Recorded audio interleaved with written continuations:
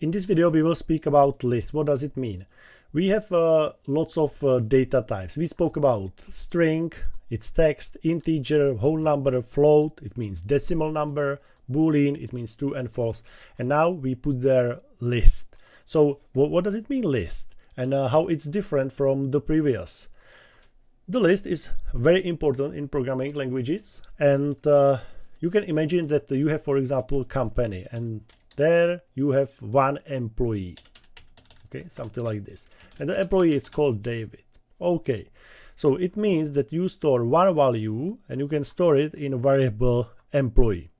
But you would like to store in one value more employees because you have, for example, 1000 employees, right?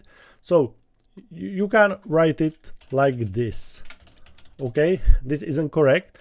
You need brackets, and we need these brackets, and we store it like this, and now this is correct. So you can continue, and you can say, okay, I have David, Harry, for example, Ron, and so on and so on.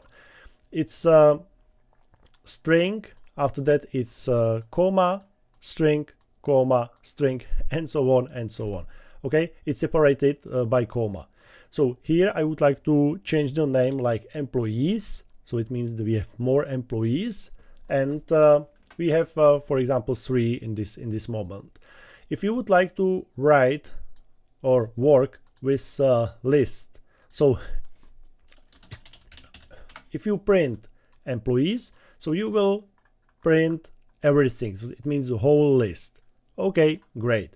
Now I would like to say that in some programming languages, for example JavaScript, it isn't list, it's called array. So you can call it list or array, but the official name in Python is list. So you have this list, and you would like to reach this value. It means David. So these values, they have numbers. So it means David has number 0, Harry has number 1, and Ron has number 2. So it's 0, 1, 2. Be careful because it doesn't start from 1. It isn't 1, 2, 3. No, it's 0, 1, 2. It's a very important concept in programming languages, because in programming languages everything starts from 0. So if I would write something like employees, these brackets, and 0, it means I would like to have this value, and I will print it, and you can see we have David. Great. So it's easy to say that, okay, if I want to Harry, it means I need to write employees 1. If I want Ron, it means employees 2, like this. I will run it, and you can see David, Harry, Ron. Great.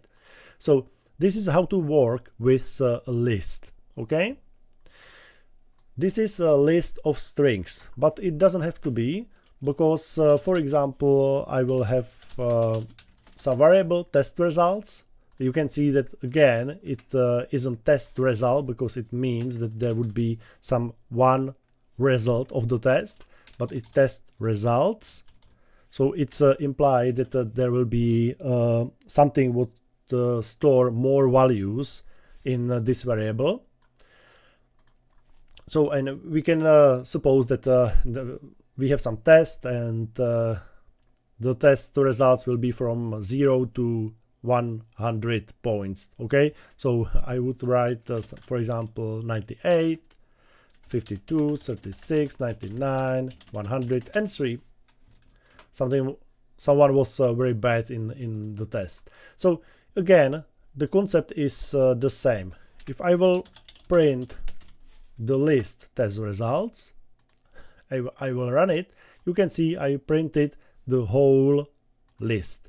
If you would like to reach, for example, this value 36, it means 0, 1, 2. So it's number 2.